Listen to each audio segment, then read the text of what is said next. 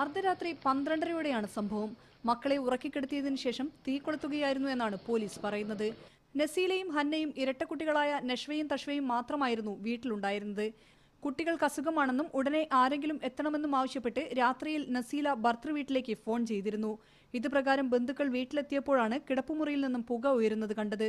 വാതിൽ പൊളിച്ച് അകത്തെത്തി നാട്ടുകാർ തീയണച്ചെങ്കിലും 4 പേരെയും രക്ഷിക്കാനായില്ല.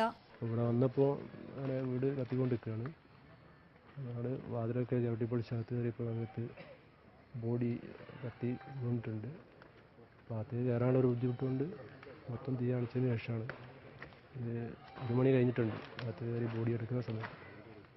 അപ്പോൾ 4 ആളും മരിച്ചിട്ടുണ്ട്. കുവൈത്തിൽ ജോലിയുള്ള നസീലയുടെ ഭർത്താവ് ഷിഹാബ് 2 ആഴ്ച മുൻപാണ് നാട്ടിലെത്തിയത്. 4 ദിവസം മുൻപ് ബിസിനസ് ആവശ്യത്തിനായി ഷിഹാബ് ഡൽഹിയിലേക്ക് പോയതാണ്. ആത്മഹത്യയ്ക്ക് കാരണം കുടുംബവഴക്കാണെന്നാണ് പോലീസിന്റെ പ്രാഥമിക നിഗമനം. മീഡിയ 1 കോഴിക്കോട്.